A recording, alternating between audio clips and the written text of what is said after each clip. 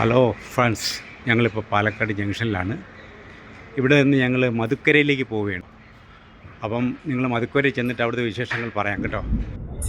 പാലക്കാടിലെ നെൽപ്പാടം ഇങ്ങനെ കൊയ്യാൻ സമയമായി നിൽക്കുകയാണ്.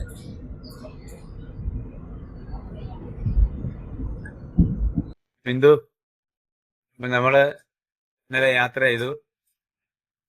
നമ്മളിപ്പോൾ പാലക്കാട് എത്തിയിട്ട് നമ്മൾ മധുക്കരയിലേക്ക് പോവുകയാണ്. എന്താണ് ബിന്ദുവിന്റെ ഈ യാത്രയിലുള്ള അഭിപ്രായം? നമ്മൾ ഇതുവരെ മധുക്കരയിൽ എത്തിയിട്ടില്ല. എത്തിയതിനു ശേഷം അഭിപ്രായം പറയാം. നമ്മൾ ജസ്റ്റ് പാലക്കാട് മധുക്കരയിലേക്ക് പോകുന്നതേ ഉള്ളൂ. നമ്മളവിടെ ചെല്ലട്ടെ, അവിടുത്തെ വിശേഷം പറയാം. ഞങ്ങളിപ്പോൾ മധുക്കര റെയിൽവേ സ്റ്റേഷനിലെത്തി.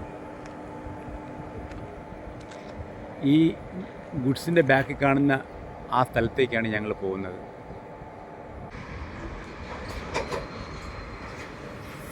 അകലെ കാണുന്നതാണ് മധുക്കരയിലെ ധർമ്മലിംഗേശ്വര ക്ഷേത്രം. മധുക്കരയിൽ ധർമ്മലിംഗേശ്വര ക്ഷേത്രത്തിൻ്റെ കവാടം. ഇവിടെ നിന്നാണ് 1000 വർഷം പഴക്കമുള്ള ധർമ്മലിംഗേശ്വര കോവിലേക്കുള്ള ആരംഭം. ഗണപതി കോവിലാണ്. ഇവിടുന്ന് ഈ ഗണപതിയെ പ്രാർത്ഥിച്ചിട്ട് വേണം നമുക്ക് മുകളിലോട്ട് കയറാൻ. ക്ഷേത്രത്തിലേക്ക് നമ്മൾ കടക്കുകയാണ്. നമ്മൾ ഇപ്പം നിൽക്കുന്നത് മധുക്കരയിലുള്ള ധർമ്മലിംഗേശ്വര ക്ഷേത്രത്തിലാണ്. 1000 വർഷത്തോളം പഴക്കമുള്ള ക്ഷേത്രമാണിത്. അതുപോലെ തന്നെ 1000-ഓളം പടിയുമുണ്ട്. അത്രയും കയറി വേണം നമുക്ക് ശിവന്റെ മുന്നിലെത്താൻ. പാലക്കാടിൻ്റെയും തമിഴ്നാടിൻ്റെയും അതിർത്തി പങ്കിടുന്ന മനോഹരമായ സ്ഥലമാണിത്. ധർമ്മലിംഗേശ്വര ക്ഷേത്രത്തിൻ്റെ മുകൾ ഭാഗം എന്ന് പറയാൻ പറ്റത്തില്ല, ഏകദേശം അർത്ഥപകുതിയിൽ നിന്നുകൊണ്ടാണ് ഈ വീഡിയോ എടുക്കുന്നത്. അതായത് ഇപ്പോൾ ഈ സൂര്യൻ ഉദിക്കുന്ന വെയിൽ വന്നു തുടങ്ങി. പക്ഷേ ഈ ഇതുപോലൊരു ദൃശ്യം തൃച്ചിയിലൊരു പിള്ളയാർ കോവിലുണ്ട്.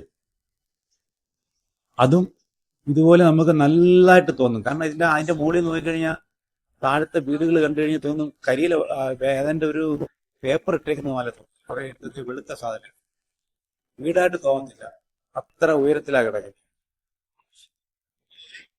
ഈ മഞ്ഞ് മൂടി കിടക്കുകയാണ്. അതായത് ശരിക്കും സൂര്യന്റെ ഒരു ഇത് വന്നിട്ടില്ല. ഇന്നലെ മഴയായിരുന്നാണ് എൻ്റെ സുഹൃത്ത് പറഞ്ഞത്. ഇപ്പം ഏതാണ്ട് നമ്മൾ പകുതി സ്റ്റെപ്സേ കയറിയിട്ടുള്ളൂ.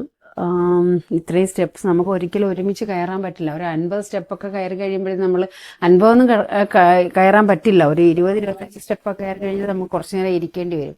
അപ്പം നമുക്ക് ഇടയ്ക്കിടയ്ക്ക് ഇരിക്കാനുള്ള ഇരിപ്പിടമുണ്ട്. അപ്പം നമുക്ക് അവിടെ ഇരുന്ന് മൊത്തം നല്ല കാറ്റും നല്ലൊരു അന്തരീക്ഷം, ഒരു തണുത്ത അന്തരീക്ഷമാണ് മുകളിലോട്ട് കയറും തോറും.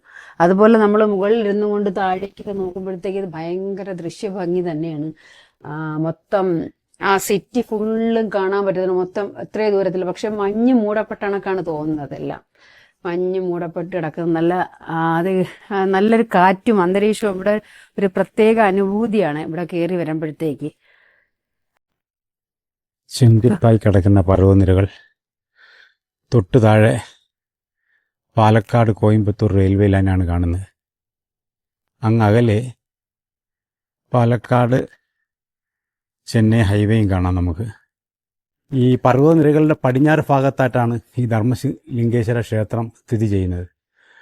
അപ്പോൾ അതിൻ്റെ പകുതി ഭാഗത്തു നിന്ന് ഞങ്ങൾ തിരിച്ച് ഈ ഭംഗി നിങ്ങളെ കാണിക്കുകയാണ്. കോട ഇപ്പോഴും ഉണ്ട്.